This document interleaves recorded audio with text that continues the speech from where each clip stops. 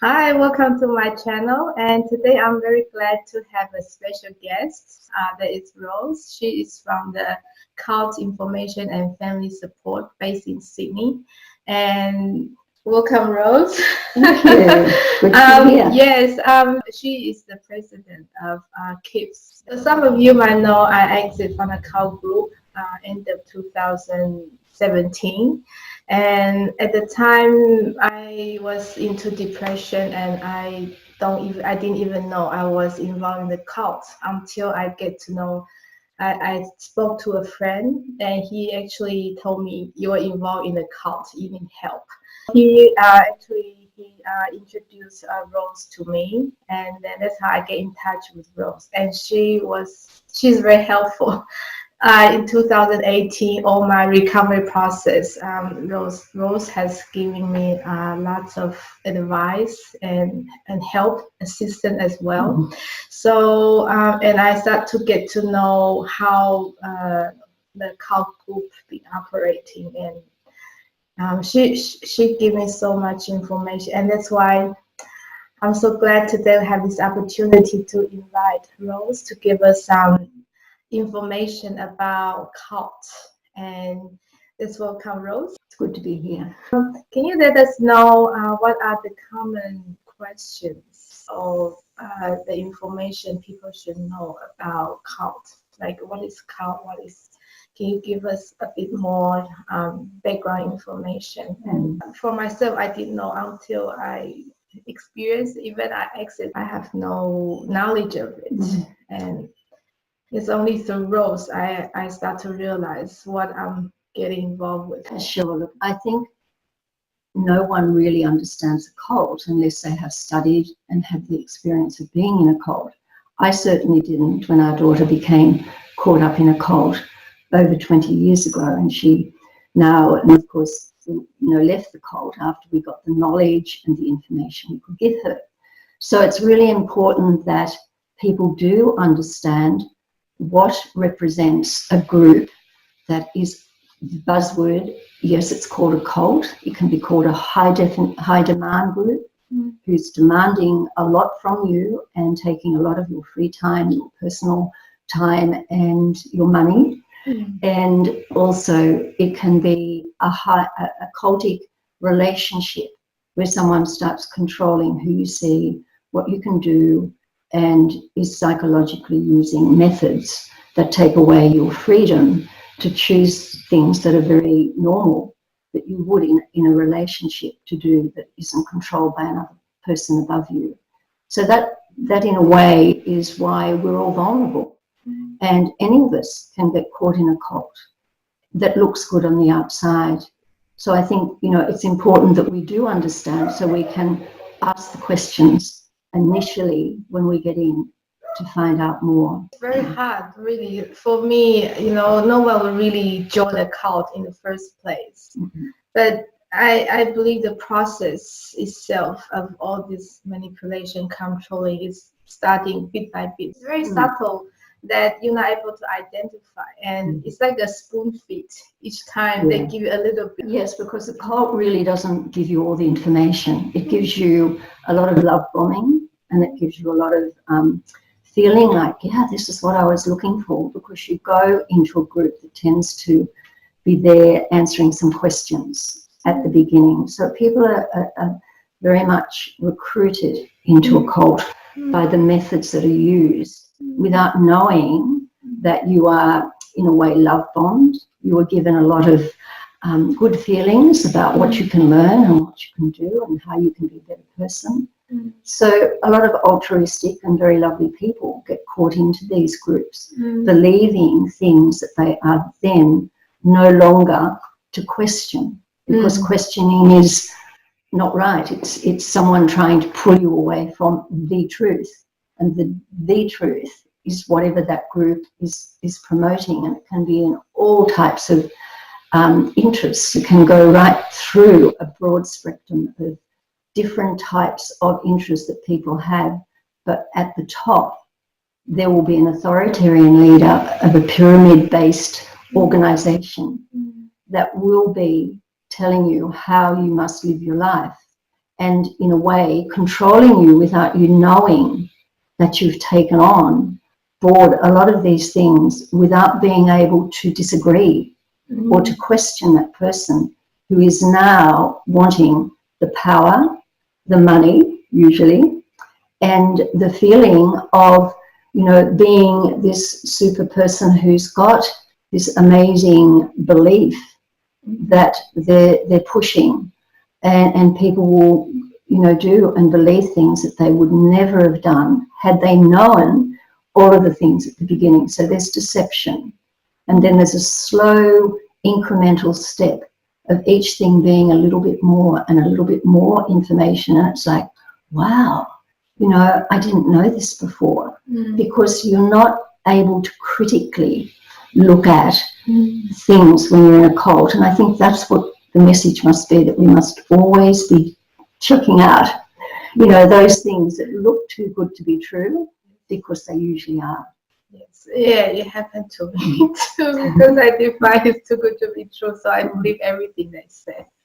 Yes, and I never really questioned them, and that's when I think, everything gets started, because you're sort of giving away your power, because what they say, you take it, and then slowly into this being controlled, the controlling mode. Yes, so that's building up slowly and slowly. That's right, and it's difficult. Can we give us some more insight, like for people to, like, even they start getting involved and they know something wrong, then they can start to pull themselves out. Yeah, I think now we have just an amazing amount of information on the internet. There's been academic studies going into how some of the cult leaders that are still in existence in countries that we know of. We know that there are people controlled in a whole country by a powerful leader. And so what we've got to look at is history. We know what happened with Hitler and the many people that were just totally, destroyed. And the Jews were the ones that were the targeted people, and everyone went along with it who were other, were not Jewish. They became fearful, because if they didn't do that, then they may be the ones. So we've got to understand that there's been huge amounts of, academic studies, and we do understand now so much more. So get on the internet, put in the name of the group you're a bit worried about, put cult at the end of it, and you often can read more about it and think, oh my goodness, there's people who've left that and they've been emotionally abused. They've been taken in for, giving a lot of money. They have been wasting their own time, where they can enjoy, what is their own interest, rather than getting taken down that road. So that's one thing I would definitely say, is to check out things initially. Don't just take it for granted that this is truth, that there is a lot of stuff that's put around something that's got a wee bit of truth. So, that's the bait and the trap. And a good trap is really hard to get out of. It keeps you where they want you. So the bait is like a lobster pot, if you like. It's got a nice little piece of tasty morsel, and you go in to get it. But you don't realize there's all sorts of other things happening around that little tasty morsel that's now trapped you to go further and further into things that really are so controlled, through psychological dynamics that we understand. Yes, I think it's a very good idea to check out some information. If any group you want to get involved with for deeper level, it's always a good idea to check around, because there always some feedback or I know some occult support group, they put up a list, they do some investigation, and they don't put up just random, they're responsible what they are, they're professional organization. So they're more reliable source for you to find out and help you to identify the organization you're getting involved. And you can always, they have like an international support network. You can always Google all this information online to where it's closer to you. Apart from that, any other common things people need to know about the account? Well, there's so many that it could take a long time to go through them. Yeah. I think what you have to understand is that the cult leaders can look very loving and very kind and very giving.